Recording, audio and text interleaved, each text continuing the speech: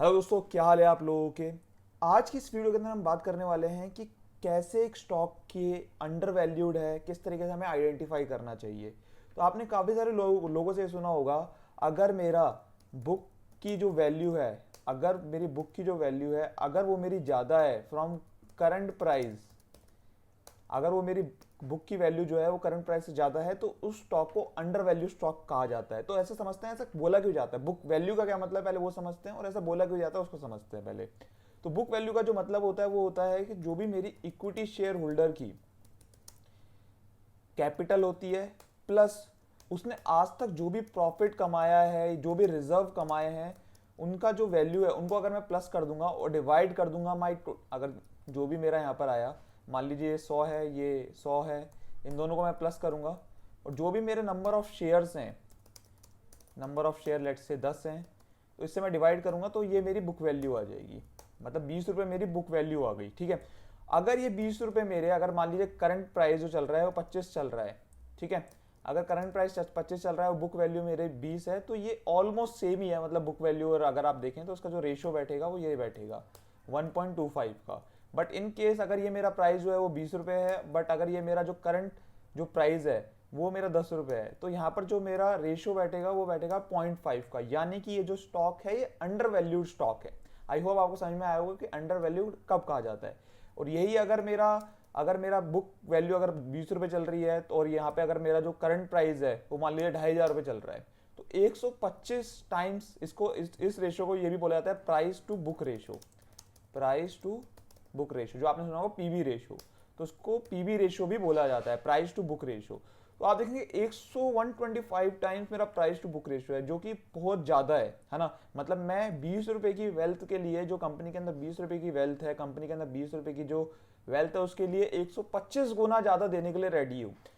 अगर यहाँ पर यही, अगर मेरा, जैसे मैंने आपको बोला कि अगर ये मेरा 25 है तो 1.25 है, 0.25 में उसकी गुडविल की वजह से देता हूँ, जो मार्केट में उसकी गुडविल है, जो मार्केट में उसकी पकड़ है, उसकी वजह से देता हूँ मैं, जो मेरे को लगता है क्योंकि उसकी डिमांड है मार्केट के अंदर, उस वजह से मैं 0.25 का प्रीमियम दे रहा हूँ। ये अगर 50 भी होता तब भी रीजनेबल है 2.5 का, अगर उसकी कंडीशन इस तरीके की है, कंपनी इस तरीके की है कि जस्टिफाइबल है। तो वो सारी चीज़ें भी अभी हम डिस्कस करेंगे।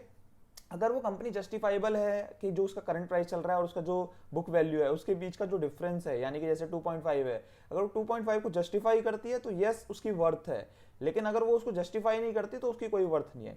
और यहाँ पर अगर मैं बात करूँ 0.5, तो यहाँ पे 0.5 भी अगर मेरा आ रहा है, अगर ये जब तक ये जस्टिफाई नहीं कर रहा 0.5 की प्राइस टू बुक रेशियो को भी ना, तब भी ये कुछ फायदे का नहीं है। कई लोग क्या करते हैं, मतलब कई लोग क्या करते हैं कि जो ये अमाउंट होता है मेरा, जो रिजर्व और सरप्लस और जो इक्विटी का जो अमाउंट होता है, इसको इन्फ्लेट कर देते हैं। कई जो मैनेजमेंट होता है अकाउंटिंग रूल्स का एक तरीके से मजाक उड़ाते हैं और उसको अपने फायदे के लिए यूज करते हैं। तो वहां पे क्या होगा, अगर आप देखेंगे कंपनी के अंदर बुक वैल्यू तो कंपनी की ज्यादा आ रही होगी, बट उसका जो करंट प्राइस होगा वो कम होगा। तो अब यहाँ पे 0.5 भी अगर मेरा जस्टिफाई नहीं हो रहा है तो मैं उसको अंडर वैल्यूड स्टॉक नहीं बोलूंगा, समझिए इस चीज को। अब मान लीजिए एक्चुअल में जब उसके अंदर कुछ ऐसी एडजस्टमेंट थी, अगर वो कंपनी एडजस्टमेंट करती, तो मान लीजिए उसका कंपनी की वैल्यू ही 5 रुपये हो जाती, अगर वो 15 रुपये की एडजस्टमेंट कर देती तो 5 रुपये की वैल्यू होती है उस कंपनी की बुक के हिसाब से। तो यहाँ पे देखिए आप टू का book to price to book ratio आ गया, बट उस कंपनी ने एडजस्टमेंट करी नहीं हुई, इसलिए उसके अंदर उसका इंपैक्ट शो कर नहीं रहा है। तो इसलिए आप देख रहे हैं, समझ रहे हैं कि क्या कहना चाह रहा हूं। कोई भी stock under valued over valued नहीं होता है। और अगर कोई भी स्टॉक मेरे प्राइस और बुक को जस्टिफाई कर रहा है, जैसे यहाँ पे हमने 2.5 का एग्जांपल लिया, अगर ये 2.5 को जस्टिफाई कर रहा है तो जो उसकी वैल्यूएशन है वो ठीक है। बट अगर ये यहाँ पर हमारा जो एग्जाम्पल के अंदर 0.5 था, अगर ये 0.5 को भी जस्टिफाई नहीं कर रहा तो ये गलत है। उस चीज को मैं समझाने की कोशिश कर रहा हूं आपको। तो आपको देखना पड़ेगा कि कब जस्टिफाई हो रहा है वो प्राइस।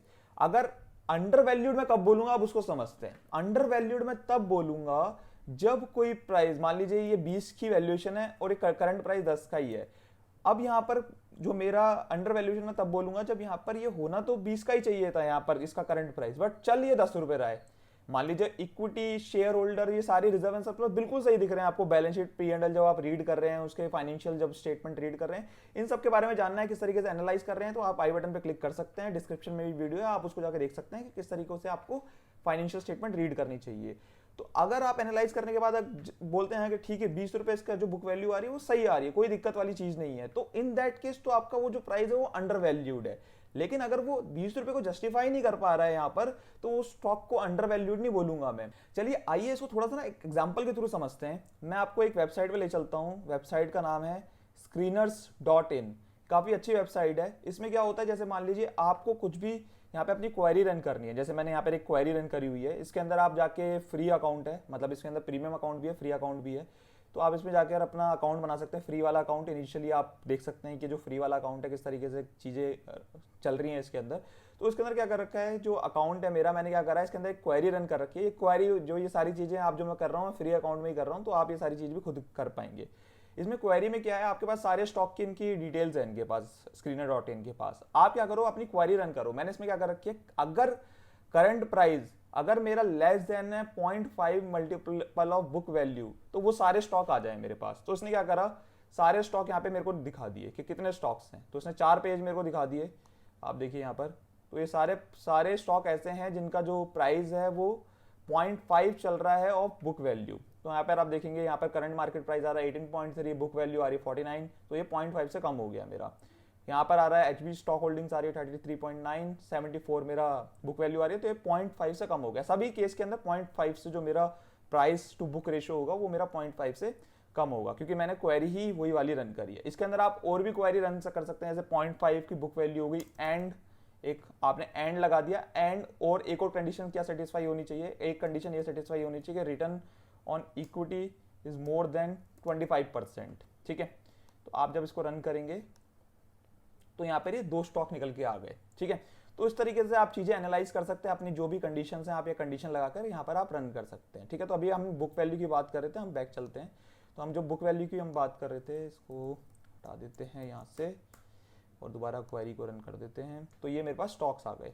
तो मैंने आपके लिए इस कंपनीज में से जो 0.5 का जो रेशियो लगाया, इसमें से 3 कंपनियां आप लोगों के लिए मैंने छाटी है, जिसके अंदर मैं आपको एनालाइज करके बताऊंगा कि कौन सी, जो अगर मेरा प्राइस टू बुक रेशियो 1 से कम आ रहा है, तो कौन सी ऐसी कंपनी है जो उस वैल्यूएशन को जस्टिफाई करती है, अंडर वैल्यूड एक्चुअल में है, वो आप कैसे आइडेंटिफाई करेंगे उसको समझते हैं।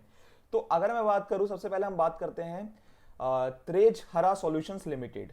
तो ट्रेज हरा सॉल्यूशंस लिमिटेड में अगर आप देखेंगे, तो ट्रेज हरा सॉल्यूशंस लिमिटेड के अंदर जो इसका करंट प्राइस आ रहा है वो आ रहा है 67.8, बुक वैल्यू आ रही है 389, और जो इसका जो स्टॉक ट्रेड हो रहा है वो 0.17 इट्स बुक वैल्यू हो रहा है। कैसे निकाला इन्होंने वो एक बार समझते हैं, जैसे हम ऑलरेडी कर ही चुके हैं वैसे डिस्कस, लेकिन फिर भी मैं आपको कैलकुलेटर पे करके दिखा देता हूँ कि कैसे निकाला होगा इन्होंने। तो यहाँ पर अगर आप देखेंगे तो 67.8 डिवाइड बाय 389, तो मेरा 0.17 जो उन्होंने वहाँ पे लिखा हुआ था इस तरीके से निकाला है। एक बार समझ भी लेते हैं कि किस किस तरीके से क्या क्या चीज़ें आएगी, सो दैट आपको थोड़ी सी एक अंडरस्टैंडिंग हो कि किस तरीके से जो यहाँ पे लिखी हुई हैं चीज़ें वो किस तरीके से निकली होंगी। तो अगर आप यहाँ पे देखेंगे, जो इक्विटी शेयर कैपिटल आ रहा है वो आ रही है 1181 करोड़ लाख की, इन लैक्स। ठीक है, तो 1181 लैक्स की आ रही है, और वहाँ पे अगर मैं फेस वैल्यू देखूँ 10 रुपये की है, तो अगर मैं 1181.63 को डिवाइड कर दूँ 10 रुपये से, तो इसका मतलब मेरे 118 लाख शेयर्स हैं, और इसको अगर मैं मल्टीप्लाई कर दूं फ्रॉम माय करंट प्राइस, तो ये मेरी मार्केट कैप आ जाएगी। देखिए ये लैक्स में अगर मैं डिवाइड कर दूंगा 100 से, तो 80.11 करोड़ मार्केट कैप मेरी आ गई। तो इस तरीके से मार्केट कैप निकाली जाती है।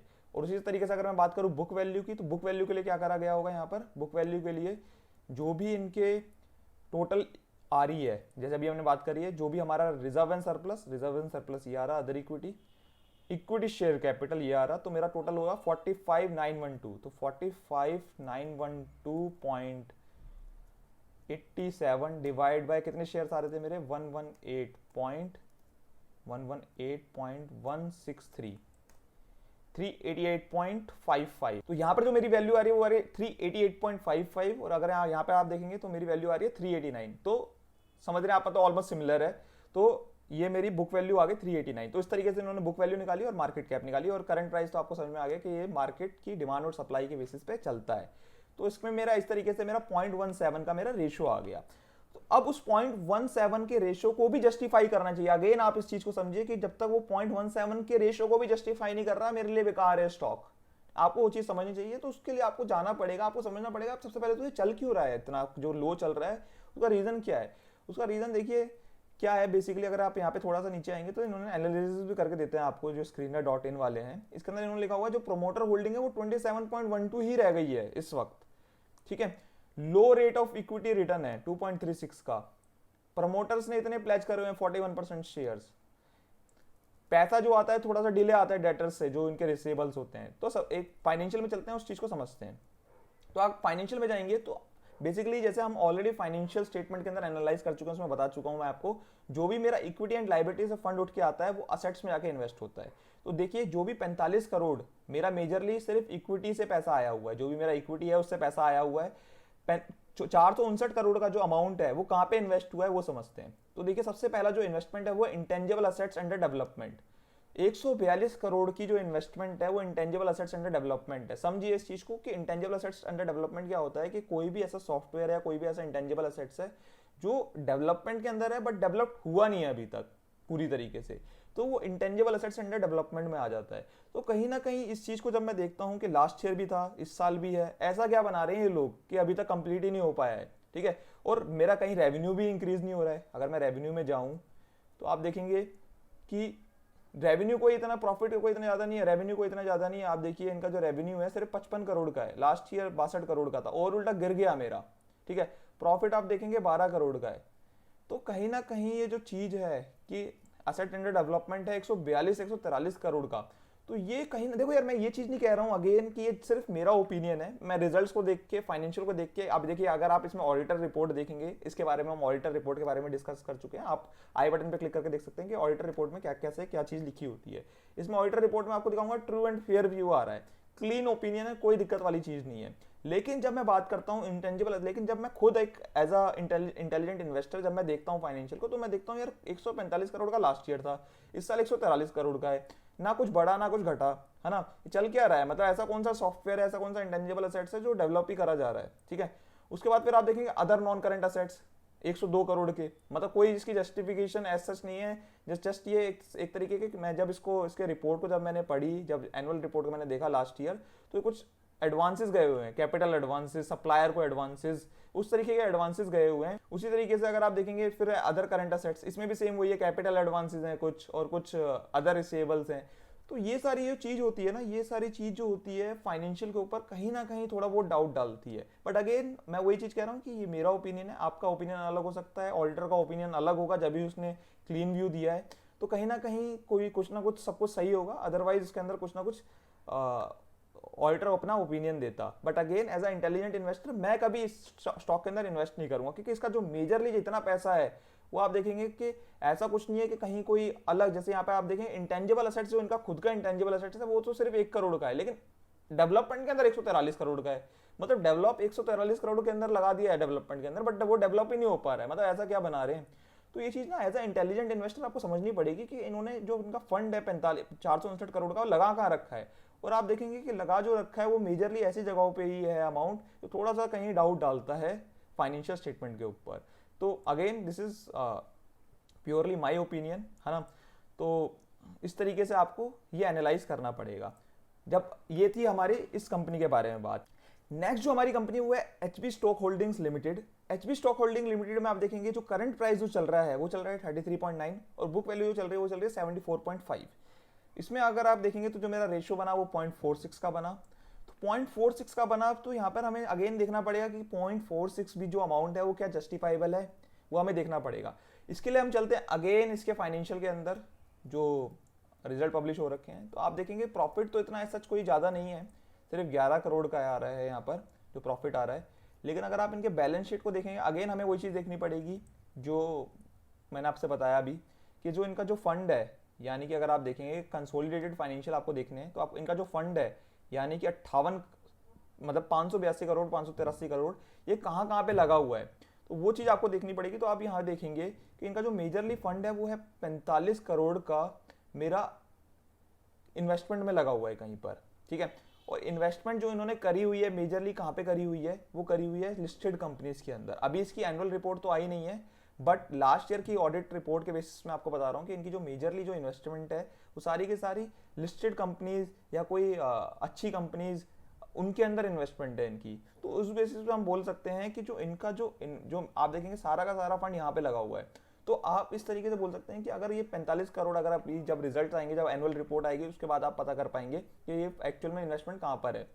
बट अगर मैं लास्ट ईयर के हिसाब से चलूँ और इस बार भी इन्होंने अगर जो अमाउंट है वो सिर्फ इक्विटी शेयर्स, वो भी अच्छे इक्विटी शेयर्स के अंदर ही डाला है, तो मैं बोल सकता हूँ कि आपको कोई जो वो इक्विटी शेयर परचेज कर रहे हैं, मान लीजिए जो उसके लिए अगर वो 1 रुपया दे रहे हैं, तो आपको 0.46 उसके बदले में देने पड़ रहे हैं उस इक्विटी शेयर को परचेज करने के लिए। आप इस तरीके से सोचिए, क्योंकि आपका फंड यहाँ पे लगा हुआ है, आपने जो प्राइस परचेज करा, जो भी आपने परचेज करा, उन्होंने फर्दर उसके अंदर इन्वेस्ट करा, उन्होंने जब फर्दर इन्वेस्ट करा, आप उसके उस 1 रुपए के अमाउंट के लिए सिर्फ 0.46 दे रहे हैं, क्योंकि इनकी जो बुक वैल्यू है उस वो बुक वैल्यू से अमाउंट निकाल के, अपने इक्विटी से अमाउंट निकाल के उसके अंदर इन्वेस्ट करेंगे, और वो जो इन्वेस्ट कर रहे हैं आपको उसके बदले में, बुक वैल्यू के बदले में 0.46 ही देना पड़ रहा है। तो इसलिए आप जो भी इन्वेस्ट कर रहे हैं आपको सिर्फ 0.46 देना पड़ रहा है 1 रुपए के बदले में।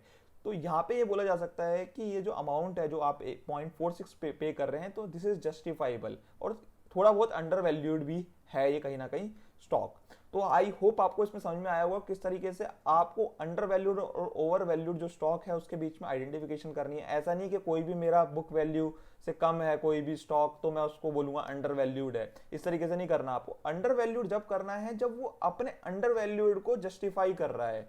अगर कोई नेगेटिव न्यूज है, जैसे एग्जांपल देता हूं, अंडर वैल्यूड है, लेकिन यहां पर भी अगर मैं बात करता हूं एचबी स्टॉक होल्डिंग्स के बारे में, कोई नेगेटिव न्यूज है, कुछ भी ऐसी कोई चीज है जो इसको बोलती है कि हाँ ये 0.46 भी जस्टिफाइबल नहीं है। जैसे मान लीजिए कोई उन्होंने इन्वेस्टमेंट करी हुई है, लेकिन वो इन्वेस्टमेंट के अंदर ही कुछ ना कुछ दिक्कत हो गई, इन केस एग्जांपल दे रहा हूँ, तो वो 0.46 की भी वो वैल्यूएशन है वो जस्टिफाइबल नहीं होगी इन दैट केस। तो आपको ये सारी चीजें देखनी होगी, सिनेरियो समझना होगा, उसके बाद ही आप डिसीजन ले पाएंगे कि क्या जो मेरी अंडर वैल्यू, जो मैं बोल रहा हूँ प्राइस टू बुक रेशियो जो मेरा 1 से कम है, क्या वो एक्चुअल में अंडर वैल्यूड है या नहीं है। तो वो आपको सारी चीजें सोच समझ के आपको एनालाइज करके उसके बाद डिसीजन लेना होगा।